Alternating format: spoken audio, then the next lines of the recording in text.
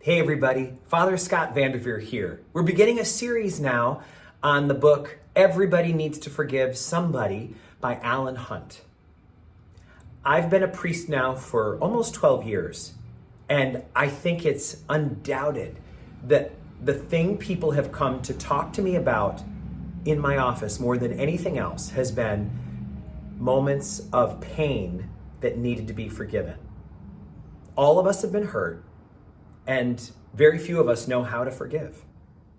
When we surveyed the St. Mary's Parish family recently to ask, what are the things you'd like to talk about in small groups? What are the topics that you'd like more information on or to study with some spiritual depth? The number one topic that arose was forgiveness, because it's a commandment from Jesus. We are commanded to forgive those who have hurt us. But it seems impossible to follow that commandment. How can we possibly forgive those who've done us the most harm? How can we make peace with people who have hurt us in ways that can't be easily fixed? It may not be fixable at all. It's so difficult to be able to imagine moving on from things that destroyed families or changed the course of our life, cost us a ton of money, or led to us being hurt physically, emotionally, spiritually. How are we supposed to forgive someone putting us in a wheelchair or causing us chronic ongoing pain? How are we supposed to forgive any of the things that have happened to us? That's what we're going to be looking at in this book. And it's divided in sections that allow us to look at our part, the other person's part, and God's part. It allows us to look at the times that we've needed to be forgiven, times that we've needed to forgive ourselves, and times that we've needed to extend forgiveness to others. It's a powerful way for us to try to wrap our arms around how to live this commandment from Jesus. I want you to forgive those who have wronged you. I think a good starting image for us might be to see forgiveness as a pair of scissors.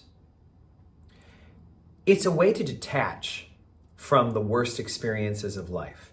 What if we saw forgiveness as scissors that cut the binds we have to the worst things we've ever been through in life? A lot of us see forgiveness differently than that. We see it almost like an eraser that wipes the slate clean. Or we see it as a gavel, which declares the other party not guilty, or at least suspends their sentence. And I think that makes it harder to forgive, because how can we erase the past when the harm has affected us and still affects us?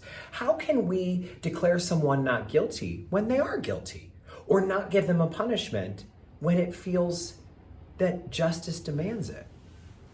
It's easier to see it as a pair of scissors that cut us away from the resentment. What if forgiveness is being able to snip away the resentment that has been holding us bound? What if scissors allows us to no longer be attached to these awful things? What if that's what it is? It's detaching from this thing. And then if we can do it with love, we know that we're doing it in a way that really resonates with the teaching of Jesus. I release you. I release myself from this experience. I no longer wish to carry this heavy baggage. I'm going to cut the cord to this. In that way, we're not getting into the issue of guilt or innocence. It doesn't even come up. In that way, we're not pretending it didn't happen or erasing things that continue to affect us. No, we are detaching lovingly from a situation that no longer is useful. Whatever lessons we were going to learn, we have learned. Whatever is still to be learned can be learned without also carrying the resentment. It's a really important way for us to consider how forgiveness is not a reward for bad behavior. We're not rewarding the people who have hurt us with forgiveness, teaching them that they can do whatever they like because there'll be no consequences. That's not what it means. It's leaving the consequences to God and taking responsibility for not carrying around a heavy boulder of resentment for the rest of our lives.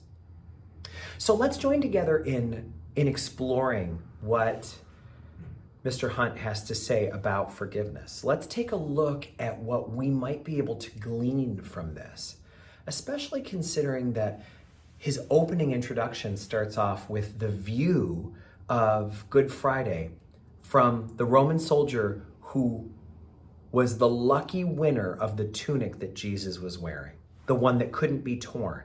So they had to sell lots to see who would get it. He was the one who got it.